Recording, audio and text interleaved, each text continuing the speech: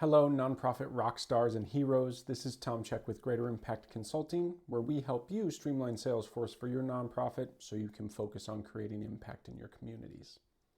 And today we're following up on the last video, which covered kind of basic field creation and some of the basic field types, like dates, numbers, currency, those kinds of things. And today we're going to do just a quick overview of some of the other types of fields that you can create on an object in Salesforce that maybe aren't as intuitive. Some of them might be, some of them might not be, depending on your experience with databases in the past. So we're just going to step through them one by one and identify what they are and what they're not. So with that, let's go ahead and share a screen. Let's go back into our setup. And then in our object manager, we'll go ahead and go into contact object again. Now, the type of field that you create is not going to be dependent on the object that you're creating it on. You can create the same types of fields on every object. So when I go into new, in our last video we talked about basically everything below this line, and there's these four here in the middle: formula, roll-up summary, lookup relationship, and external lookup relationship that we want to cover today. So let's talk about the one that's probably most understandable to most people, and that is formula. If you've worked in Excel or Google Sheets as kind of when your organization was smaller maybe, or in a different organization, and that was your main repository of information instead of having a CRM like Salesforce, I guarantee you have interacted with formulas, whether or not you created them or just were interacting with other people's formulas. Formulas are the way that we get information places, right? We get information from one place and we transform it and we pull out additional or different information from it. A couple of important things to know about formulas in Salesforce. A formula in Salesforce can only pull information about the object, or the record rather, that the formula is on, or one of its parent objects. And we'll talk about parent objects in just a moment. But what this means is where in Excel you could run a big formula on an entire sheet of records and get one really pretty little result. In Salesforce, that's going to work a little differently. You can still do it, you're just not going to do it through a formula. What you can do with a formula is all sorts of other things. And if we click on formula and click next, I'll show you the formula builder that Salesforce gives us. First off, it wants to know what type of information is going to be returned here. Is this a number? Is it a true-false checkbox? Is it a date? These types of things where we can then format the content of the result the way that we want it to. I'm just going to say that this is going to be text. And the next screen is where your formula builder shows up. And what you've got, whereas in Excel or Google, all of your functions happen in a menu or a pop-up, here all of your functions are on the right-hand side. So this box over here shows you all of your functions. Some of the functions in Salesforce are similar but different to the ones in Excel and Google Sheets, and some of them don't exist at all in Salesforce because we're interacting with a smaller subset of records. So if you're used to running things like array formulas or VLOOKUPs in Excel, you're not going to have access to those here in Salesforce. It's a much more limited set of functions. We also can go ahead and build our fields build our formula by inserting fields here. So we'll notice that I've got my object here is contact. That's the object I'm in setting up this formula. And here's all the fields on contact. Now you'll notice that some of them have this little caret next to them. So household doesn't have a caret, but household right below it does have a caret. And you'll see this a lot, like account is also one that has a caret. And this is when you've got a parent account or a parent object that is related to this record. So in Salesforce, every contact belongs to an account. It's required that every contact have an account. So you can look at the parent record, which is the account in this case, and you can actually pull information off of it. So this can sometimes be really useful if we want to pull in the information about maybe the primary contact on that account.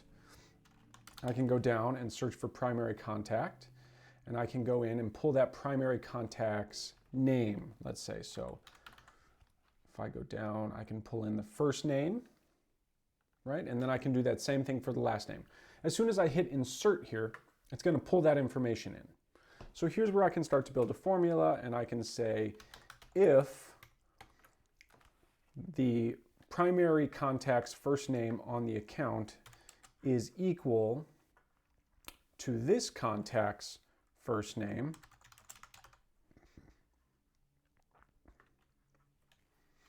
then we can make the text result something along the lines of, it looks like this is the primary contact.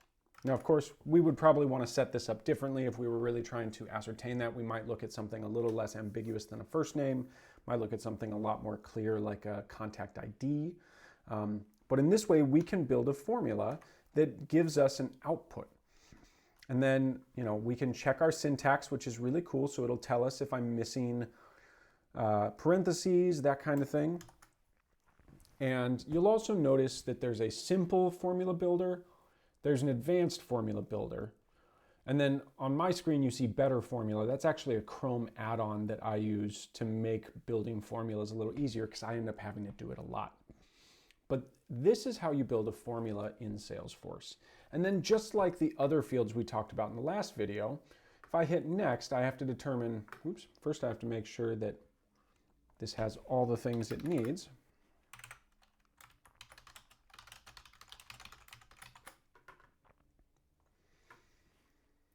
And on my next screen, what I should see is the profiles that are going to be visible or read-only. Now you'll notice all of these are read-only. Formulas shouldn't be editable. You can't edit the output of that because the formula is the one editing that. And so they will always be a read-only. And then on the next screen, you'll have the page layout that it gets assigned to, and then you can hit save. So that's a formula field. What about these other fields in here? These other fields are a little different. So roll-up summaries are really cool, and they're one of the ways that you can get really good information from child objects up to parent objects, right? So a formula, you can get a piece of data from a parent object down to the individual child record. In a roll-up summary, you can count or summarize or average a bunch of fields on all of the child records and pull that up into the parent record. And so this could look like, and these show up all the time in Salesforce already. When you look at a contact and you see total gifts this year in Nonprofit Success Pack, that's a roll-up field that's pulling all of the amount information from closed-won opportunities that are related to that contact. Same with memberships, same with any of those donor sections. All of that is a roll-up summary field. And what it does is it summarizes the fields that are on the child objects, child records.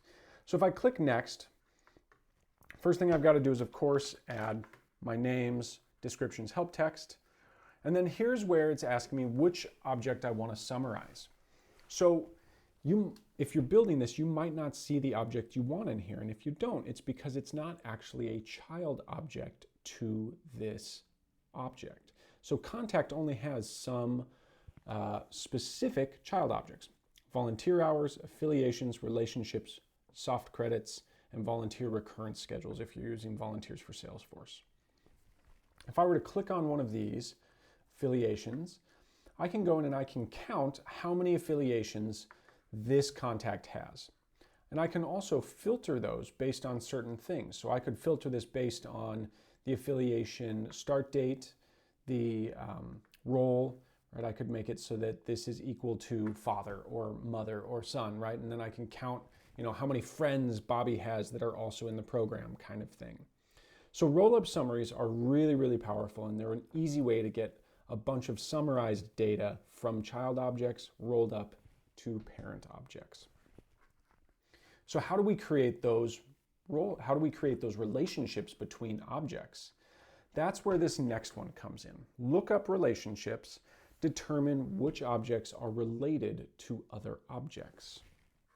And this is really important to know because this is how you connect data in Salesforce. So we're going to do a whole video just on lookup relationships. But just know that you can relate this contact to all sorts of different objects in Salesforce. You can go through and connect it to levels. You can go through and connect it to forms or engagement plans. You would want to make sure that this is a meaningful connection. So you might want to make sure that this contact can be added to program service deliveries in program management module.